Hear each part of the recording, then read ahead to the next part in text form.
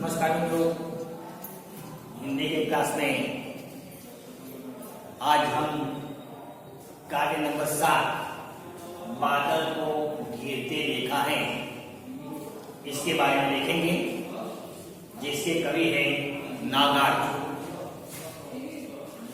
कवि ने एक दौरा हिमालय का प्रवास किया है। हिमालय के दर्शन करने के बाद कवि ने हिमालय के शिखरों का वर्णन किया है। उसके शिखर किस प्रकार से बर्फ कणों से ढका हुआ है। हिमालय के ऊपर आए हुए मानसरोवर, इसका सुंदर वर्णन है। मानसरोवर में खिले हुए कमल और कमलों के ऊपर बादलों में से टपकते हुए ओस या जल के बूंद, इसकी सुंदर बात बताई है। आगे देखें तो वर्षा की उमस से तंग आकर जो हंस हैं अपनी तपन मिटाने के लिए मानसरोवर में आए हुए हैं। वे ही हंस कमल नाल के तंतु खोजते हुए दिखाई दिए हैं। यहाँ एक चकवा चकवी का विरह और मिलन का सुंदर दृश्य भी इस काव्य के अंदर दिखाया गया है। दो बात याद रखें कि यह काव्य का रचना काल है वह वर्षा ऋतु है और इस काव्य में जो प्रभाव है वह वसंत ऋतु का है। ये दो बात खास याद रखें। कई बार विकल्प में पूछी जाती है कि वे बादल को घेरते देखा है, काव्य का रचना काल कौन सा है, तो रचना काल है वह वर्षा ऋतु है। और ऐसा पूछा जाए कि बादल को घेरते देखा है काव्य में किस काव्य का प्रभाव है, तो वह वसंत ऋतु का है। तो ये दो बात खास याद रखें। आइए हम इस काव्य को देखते हैं। सब लोग अब अपनी किताब निकाल कर बैठे ताकि पूरा काव्य अच्छी तरह से समझ में आ सके। तो देखिए, अमन धवल के गिरी के शिखरों पर बादल को घेरते देखा है। कवि ने बताया कि अमल धवल गिरी के शिखरों पर बादलों को घेरते देखा है। पहले इसके शब्दार्थ देखें। अमल शब्द है अमल, मल रही, निर्मल भी बोलते हैं। दूसरा है धवल, उज्ज्वल, उसको सफेद भी बोलते हैं। दूसरा शब्द है गिरी, पर्वत, और एक शब्द है शिखर, पर्वत की चोटी। तो देखें, अमल धवल गिरी के शिखरों पर बादल को घेरते देखा है। कवि कहते हैं कि मैंने हिमालय दर्शन के दौरान हिमालय की चोटी जो श्वेत पर्वतों से ढकी होती है और बादल और पर्वत का तो एक सुंदर नाता होता है। आप भूगोल में भी पढ़ते हैं कि जहाँ पर्वत होते हैं वहीं बारिश ज्यादा होती है। और ये तो हिमालय पर्वत और सबसे ऊंची चोटी की जो बर्फ से ढकी होती है। तो ऐसे हिमालय के शिखरों पर कवि नागार्जुन कहते हैं कि मैंने चारों ओर से उमड़ घुमड़ से आए हुए बादलों को वह चोटी पर घेरते हुए देखा है। वह दृश्य बड़ा सुंदर है, वह दृश्य बड़ा मनोरम्य है। छोटे छोटे मोती जैसे उनके शीतल तुहिन कणों को देखिए, छोटे छोटे मोती जैसे उसके शीतल तुहिन, एक शब्द है तुहिन,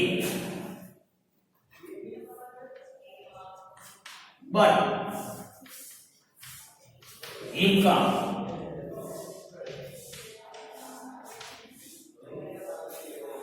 छोटे छोटे मोती जैसे उसके शीतल तुहिन कणों को मानसरोवर के उन स्वर्णिम कमलों पर गिरते देखा है।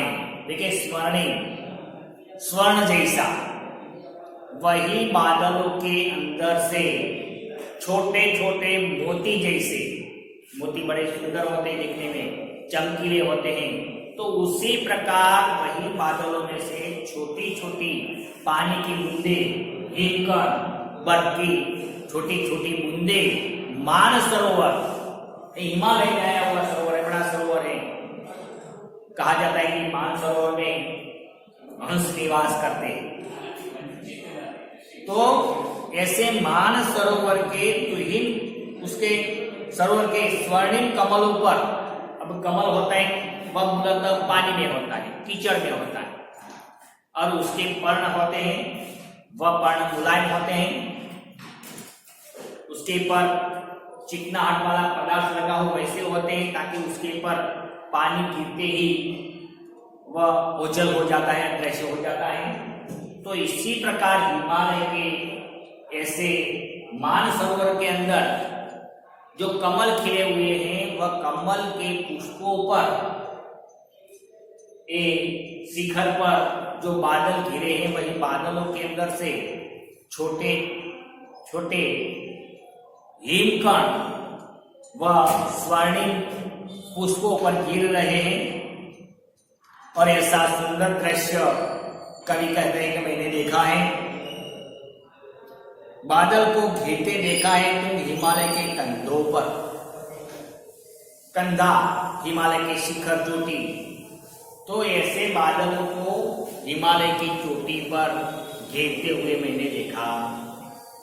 तो देखिए पहली पंक्ति के अंदर कवि ने हिमालय के शिखरों पर किस प्रकार बादल घिर रहे हैं, बादल के अंदर से बर्फ या हिमकण नीचे आ रहे हैं, हिमालय की चोटी पर जो मानसरोवर है, वह मानसरोवर के अंदर कमल फूल खिले हुए हैं, वह कमल के पुष्प पर या हिमकण उसके पर गिर रहे हैं।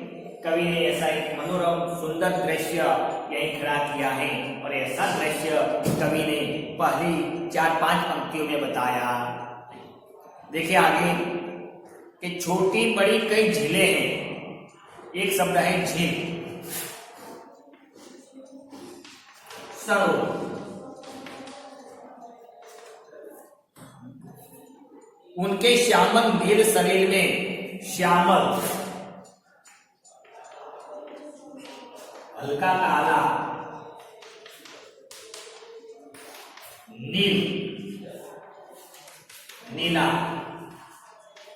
और एक शब्द है सलील, पानी। देखिए ऐसा नहीं कि हिमालय पर एक ही मानसरोवर, एक ही सरोवर है, लेकिन ऐसे छोटे मोटे बहुत सारे सरोवर हिमालय शिखर पर हैं, उनके श्यामल नील शरीर में, और एक झील सरोवर है, उसका पानी यहां बताया कवि ने, तो यह पानी हल्का काले रंग का दिखता है, कभी कभी वह नीले रंग का दिखता है। तो एक काला और नीले रंग के पानी के अंदर समतल देशों से आकर पावस की उमस से आकुल तिक्त मधुर विष तंतु खोजते हंसों को तैरते देखा है, बादल को घिरते देखा है। तो ऐसे समतल देशों से आकर, ऐसे समतल पृथ्वी पर, ऐसे दूसरे स्थान पर भी छोटे मोटे ऐसे सरोवर होते हैं, और ये सरोवर के अंदर हंस निवास करते हैं। लेकिन पावस ऋतु, एक शब्द है पावस,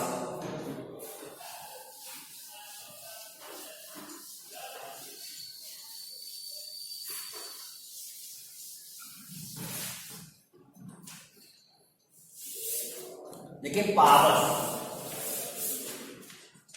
वर्षा, वर्षा ऋतु का दूसरा नाम है पावस ऋतु। उमस एक प्रकार की गर्मी जो वर्षा शुरू होने से पहले एक प्रकार की जो भाप पड़ती है या वह गर्मी जो वर्षा ऋतु में हवा बंद होने पर पड़ती। अभी आप देख रहे हैं कि अभी वर्षा ऋतु का माहौल छाया हुआ है, अभी बारिश हुई नहीं और हाल यही समय है, तुम देखते हो कि कैसी भाप पड़ रही है। न घर में रहा जाता है न बाहर रहा जाता है, मनुष्य व्याकुल हो जाता है। तो ऐसे पक्षियों की तो क्या मजाल। तो ऐसे सरोवर के अंदर जब पानी सूख जाता है और ऐसे समय में अभी बारिश हुई नहीं, आगमन हुआ नहीं, और ऐसे समय जो उमस पड़ती है, एक प्रकार की गर्मी पड़ती है, गर्मी के कारण ये हंस व्याकुल हो जाते हैं और वे अपनी तपन मिटाने के लिए कोई बड़ा सरोवर खोजते। तो उसको यह बड़ा सरोवर हिमालय पर मानसरोवर मिलता है। इसलिए ये सारे हंस उमस, वर्षा ऋतु की उमस को मिटाने के लिए उड़ते हुए वह मानसरोवर पहुंच जाते हैं या मानसरोवर में आए हुए तिक्त मधुर वसंत खोजते। तिक्त तीता तीखा भी बोलते हैं। दूसरा शब्द है वसंत, विष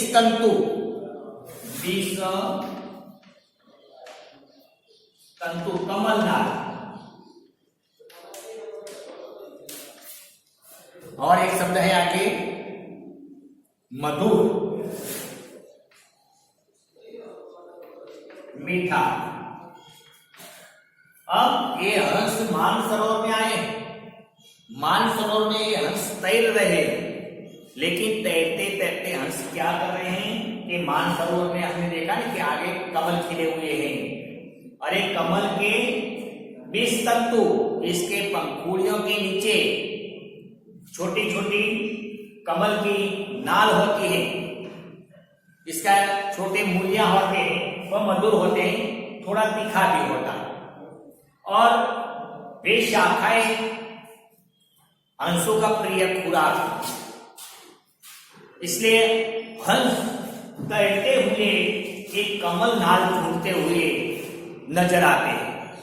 तो यहाँ भी कवि ने हंसों के द्वारा सुंदर वर्णन किया है कि पावस ऋतु में गर्मी से उबकर हंस अपनी तपन मिटाने के लिए यहाँ हिमालय के शिखर पर जो मानसरोवर है वहीं आए हुए हैं, वही हंस तैर रहे हैं और तैरते तैरते वह कमल नाल ढूंढ रहे हैं।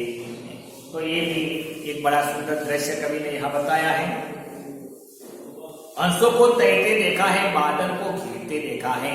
मैंने हिमालय की चोटी पर ऐसे बादलों को घेरते हुए देखा। ऋतु वसंत का सुप्रभात। देखिए अब यहाँ थोड़ा वसंत ऋतु का भी प्रभाव बताया है। देखिए 2-3 शब्द है इसकी।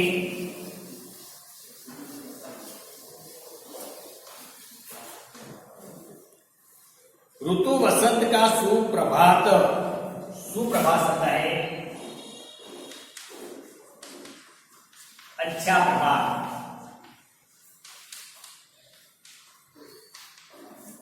सु मतलब अच्छा, जो प्रभात अच्छा है वह सुप्रभात। तो ऋतु वसंत का सुप्रभात था, मंद मंद अनिल बज रहा था। अनिल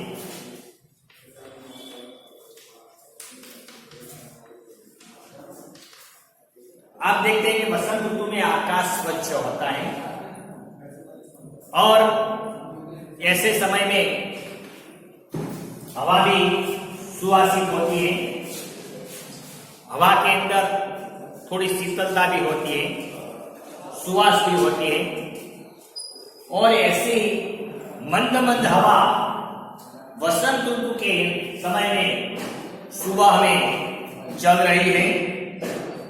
बालारुण की मृदु किरणें, देखिए बालारुण,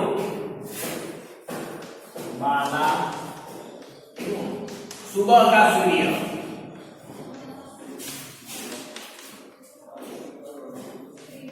बाला मतलब बाल, बचपन स्वरूप, और अरुण, बाल वत्ता अरुण, तो बालारुण, बाल वत्ता अरुण, इसकी संधि होती है। अरुण का मतलब होता है सूर्य और बाल मतलब बालपन, तो बालारुण का सूर्य का मतलब होता है सुबह का सूर्य। सुबह में सूर्य जब निकलता है तो यह सूर्य सुबह का होता है, बाल स्वरूप होता है। तो इसी प्रकार सुबह का सूर्य निकला हुआ है, इसकी मृदु किरणें, मृदु मतलब कोमल,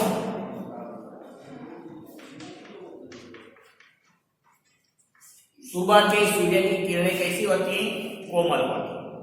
और इसीलिए तो हम सर्दी की ऋतु में और कई उपचार के लिए हम सुबह में सूर्य के प्रकाश में बैठते हैं, सूर्य की किरण लेते हैं। इसी प्रकार यह सूर्य सुबह की जो सूरज की किरणें होती है वह किरण कैसी होती है? कोमल होती है। अगल बगल स्वर्णिम शिखर, अगल बगल, अगल बगल, पास पास, क्या होता है? पास पास, अगल अगल स्वर्णा,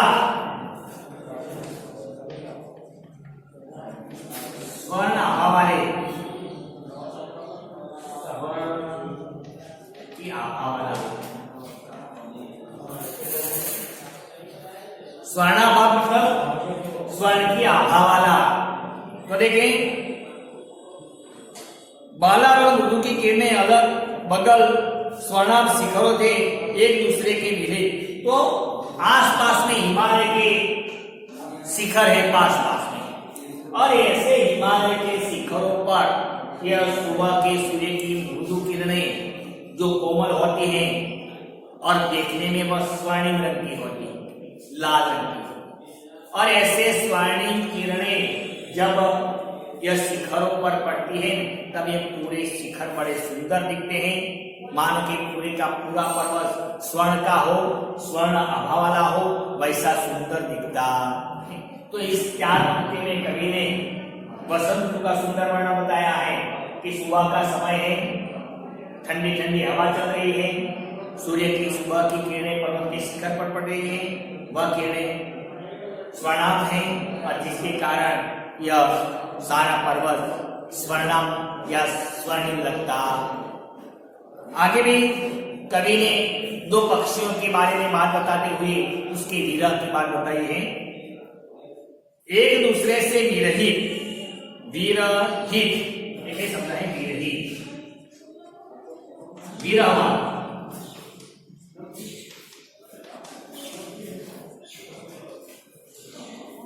अलग अलग रहकर भी जिनको सारी रात बितानी पड़ती। तो ऐसे 2 पक्षी हैं, चकवा चकवी जो एक जलचर पक्षी, और ये पक्षियों को साथ मिला हुआ है कि वह पक्षी रात के समय में साथ में रह सकते नहीं। क्या ये पक्षी रात के समय साथ में नहीं रह सकते, ऐसा उसको साथ मिला। इसलिए यहां बताया है कि एक दूसरे से विरहित, रात का समय है, 2 पक्षी एक दूसरे के विरह में हैं, एक दूसरों से अलग हैं, अलग अलग रहकर ही जिनको सारी रात बितानी होती है। और ये 2 पक्षियों को अलग अलग रहकर ये पूरी रात बितानी पड़ती है, क्योंकि ये 2 पक्षियों को साथ मिला हुआ है और साथ के कारण ये 2 पक्षी दिवस हैं। निशा काल की चीर अभिसार, निशा मतलब रात्रि और चीर का अर्थ है लंबा समय। रात्रि के लंबे समय तक ये 2 पक्षी साथ रह सकते नहीं। बेबस चकवा चकवी, बेबस मतलब लाचार है, बेबस।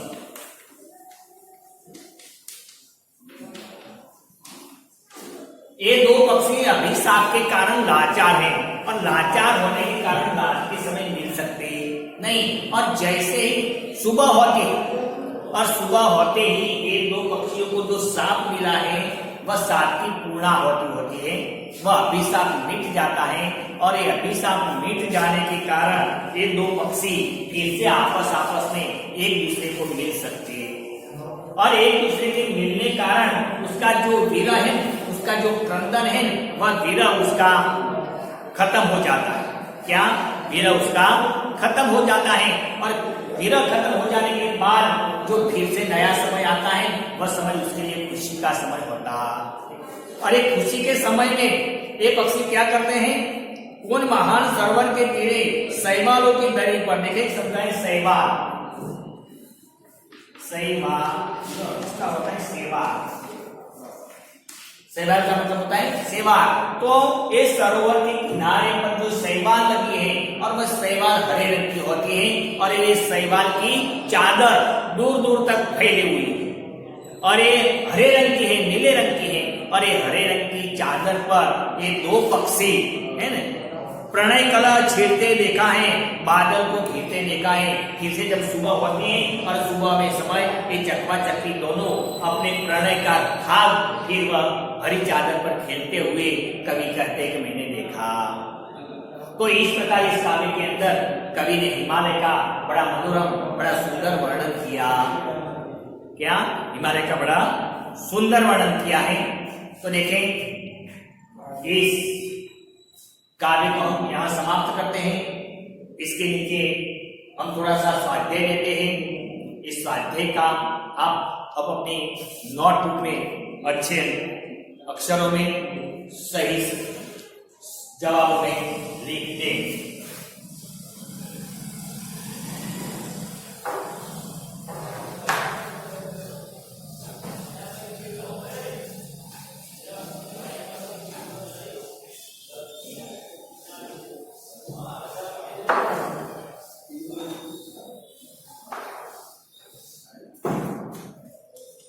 देखिए स्वाध्याय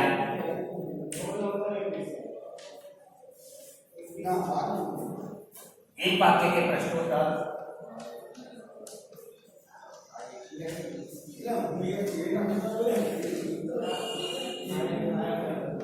देखिए कवि ने कमल को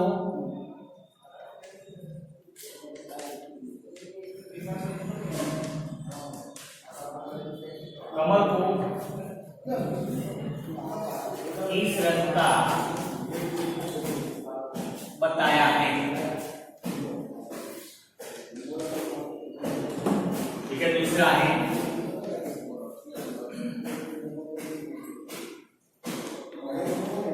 बादल को घिरते देखा है।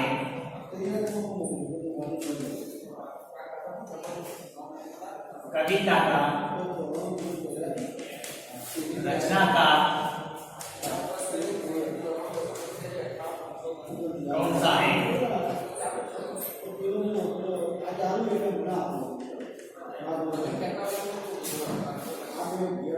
और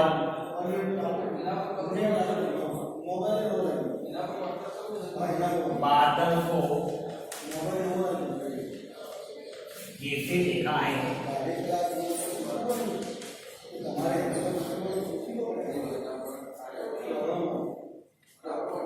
काव्य पर इस ऋतु का प्रभाव है।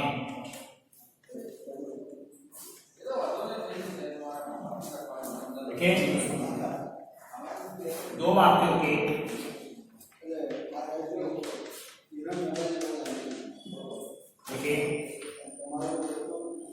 हंस इससे उगकर शीतलता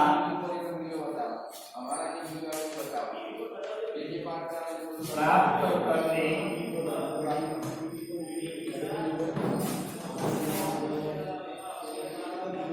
हिमालय पर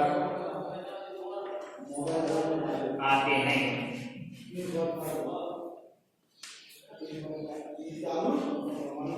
इस कार्य का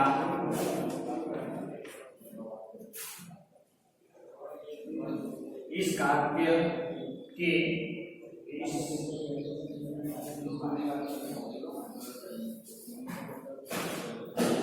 इस कविता के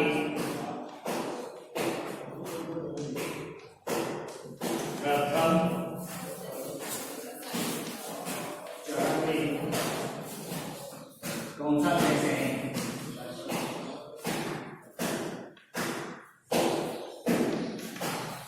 तो मित्रों एक वाक्य की और एक 2 वाक्य की और स्वाध्याय के नीचे 5 वाक्यों के प्रश्न 3 दिए हैं। ये सभी आप अपनी नोटबुक में अवश्य लिखें। Thank you.